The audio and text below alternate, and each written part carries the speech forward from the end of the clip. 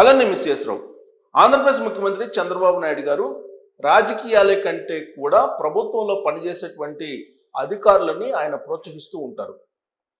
చాలా సందర్భాల్లో ఒత్తిడి ఉన్నప్పటికీ కూడా సమర్థత, పరిపాలన మీద అనుభవం, క్విక్ రియాక్షన్ ఉండేటువంటి అధికారులు ఎవరైతే ఉంటారో వాళ్ళు ప్రభుత్వానికి పనికొస్తారా లేదా అనే దాని మీద ఆయనకు అవగాహన ఉంటుంది.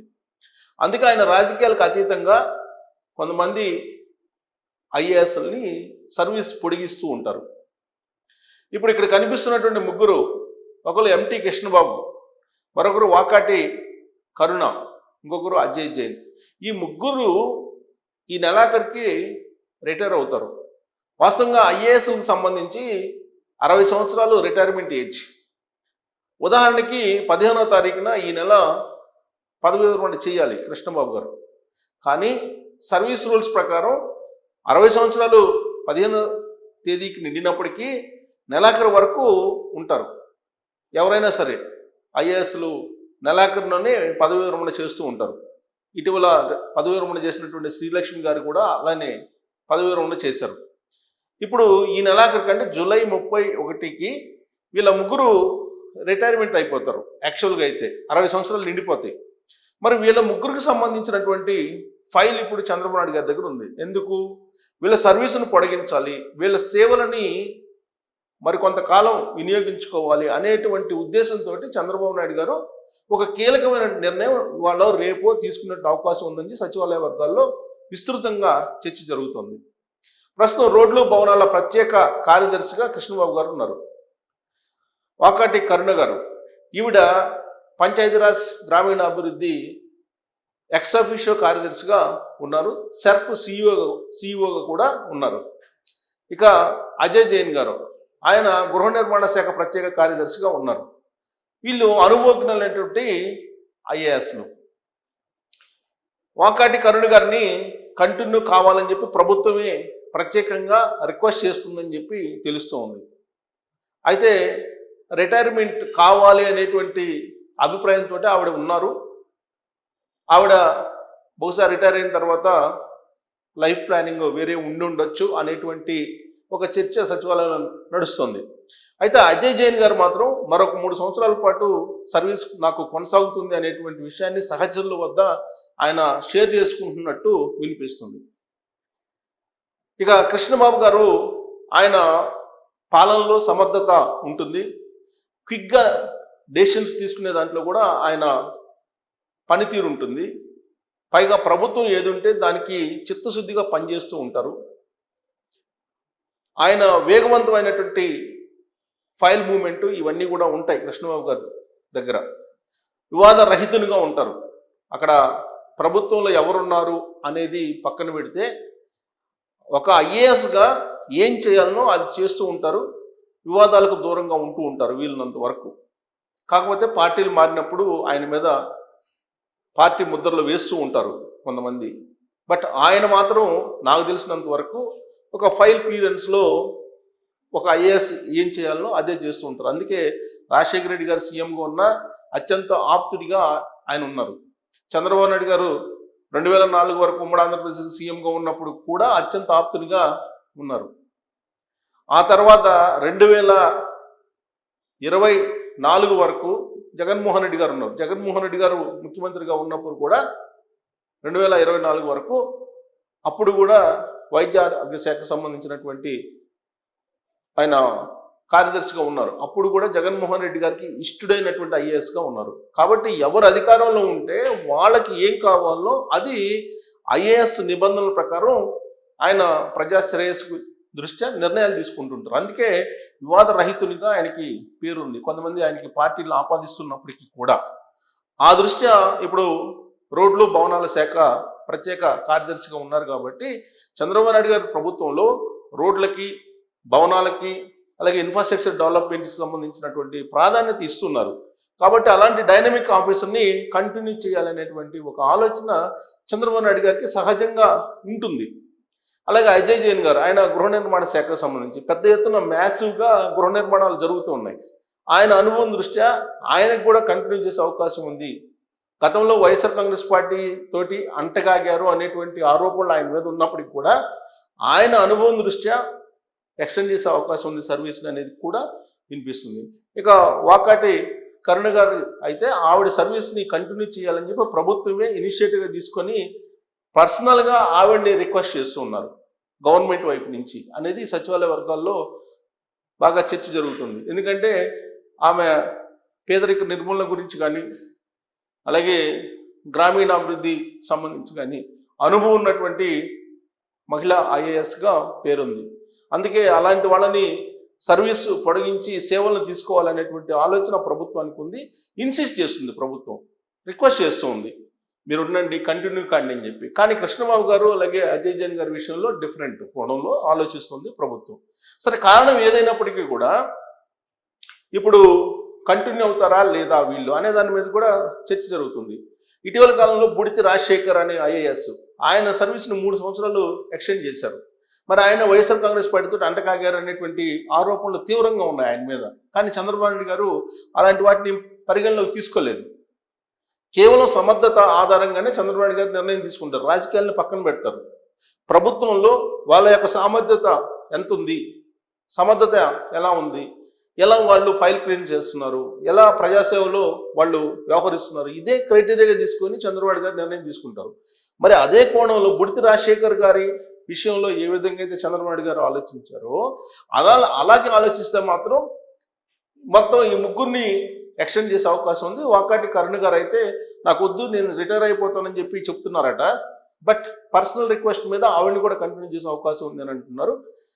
2-3 రోజుల్లో దీని మీద స్పష్టత వచ్చేటువంటి అవకాశం ఉంది. సరే, వీళ్ళ ముగ్గురికి సంబంధించినటువంటి ప్రొఫైల్ ఏంటి, అసలు ఈ నెలాఖరికి రిటైర్ అవుతున్నారు కాబట్టి చూద్దాం వాళ్ళ కెరీర్లో ఎప్పుడెప్పుడు ఏమేం చేశారు అనేది. ఇక్కడ మనకి 66 బ్యాచ్ వీళ్ళు రిటైర్ అయిపోయిన వాళ్ళు. ఇక్కడ కృష్ణబాబు గారు మొవా తిరుమల కృష్ణబాబు. సో ఈయన యాక్చువల్గా డేట్ ఆఫ్ బర్త్ 15/7/1966, అంటే ఈ నెల 15వ తారీఖున ఆయన 60 ఇయర్స్ నిండిపోయినాయి. సో కాబట్టి రిటైర్ అవుతారు, కాబట్టి ఈ నెలాఖరు రిటైర్ కావాలి. సరే, ఆయన ప్రొఫైల్ ఏంటనేది చూద్దాం. ఇది ఆయన మొత్తం టెన్యూర్లో ఆయన పనిచేసినటువంటి మొత్తం special chief secretary government infrastructure and investment, special chief secretary to government transport and roads buildings ఇప్పుడున్నారు. 23లో special secretary to government health medical and family welfare Jaganmohan Reddy గారి హయాంలో చేశారు ఆయన. 22 principal secretary to government health medical and family welfare. 22 చూడండి principal secretary government transport and buildings. Vice chairman managing director AP state transport corporation 22లో చేశారు. అలాగే vice chairman and managing director AP state road transport corporation 2009లో. Principal secretary government transport roads and buildings 2022లో. ఇక్కడ waiting 2019లో కొంతకాలం పాటు wait చేశారు. 19లో chairman Visakhapatnam పోర్టుకి ట్రస్ట్ దానికి చేశారు, విశాఖపట్నం పోర్ట్ ట్రస్ట్కి చైర్మన్గా చేశారు. ఇక 14లో సెక్రటరీ టు గవర్నమెంట్ ఇక్కడ ఐ&ఐ డిపార్ట్మెంట్. తర్వాత 13లో అవైలమెంట్ ఆఫ్ జాయినింగ్ టైము. ఇక్కడ చూడండి జిహెచ్ఎంసీ చేశారు, కమిషనర్ మనకి హైదరాబాద్ కమిషనర్గా కూడా చేశారు. ఇప్పుడు 2011లో, అంటే అప్పుడు రాజశేఖర రెడ్డి గారు కిరణ్ కుమార్ రెడ్డి గారు సీఎంగా ఉన్నప్పుడు ఆయన కమిషనర్గా చేశారు. ఇక్కడ జాయినింగ్ టైంలో కొంత 2011లో కొంత టైం తీసుకున్నారు. తర్వాత ఏపీసీపీడీసీఎల్ అదే విద్యుత్ దానికి చేశారు. ఇలా స్పెషల్ కమిషనర్ జిహెచ్ఎంసీ 2009లో. చూడండి మీరు అటు నేను ఎందుకు చూపిస్తున్నానంటే ఇదంతా కూడా ఆయన ఏ గవర్నమెంట్ ఉన్నా కానీ గవర్నమెంట్గా పనిచేస్తారు కాబట్టి మీకు ఆల్మోస్ట్ అన్ని గవర్నమెంట్స్లో కూడా కీలకంగా ఉన్నారు. 95లో ఆయన అసిస్టెంట్ కలెక్టర్ కరీంనగర్, అక్కడి నుంచి స్టార్ట్ అయ్యారు ఆయన. 94లో ఐఏఎస్. సో 95 ఇది అసిస్టెంట్ కలెక్టర్. ఇక్కడ కమిషనర్ గుంటూరు 97లో. జాయింట్ కలెక్టర్ విశాఖపట్నం చేశారు. ఒంగోలు కలెక్టర్గా ఒకటి చేశారు ఆయన ఇక్కడ తర్వాత కొన్ని రోజులు గవర్నమెంట్ మారింది. అప్పటి వరకు 2004 వరకు ఈయన మీద తెలుగుదేశం పార్టీ ముద్ర ఉంది. ఆ కారణం చేత ఆయన్ని కొన్ని రోజుల పాటు వెయిట్ చేయించారు. తర్వాత మార్కెట్ ఇచ్చారు. ఆ తర్వాత కొన్ని రోజులు వెయిట్ చేయించారు. తర్వాత కలెక్టర్ కడప చేశారు ఏకంగా. అప్పుడు రాజశేఖర రెడ్డి గారు సీఎంగా ఉన్నారు. ఆ తర్వాత కొన్ని రోజులు పోస్టింగ్, ఎందుకంటే రాజశేఖర రెడ్డి గారు చనిపోయిన తర్వాత ఏంటి అనేది, తర్వాత కమిషనర్గా హైదరాబాద్కి అయ్యారు. సో ఇది ఆయన బ్రీఫ్గా ఉండేటువంటి ప్రొఫైల్. సో కాబట్టి ఈ ప్రొఫైల్ ఎందుకు నేను చూపించానంటే, ఏ గవర్నమెంట్ ఉన్నా కానీ ఆ గవర్నమెంట్కి సంబంధించినటువంటి కమిట్మెంట్ తోటి పనిచేస్తుంటారు. అందువల్ల ఆయనకి కీ పోస్టులు వచ్చాయి. ఇక తర్వాత కృష్ణబాబు గారి తర్వాత సో అజయ్ జైన్ గారిది మనం చూద్దాం.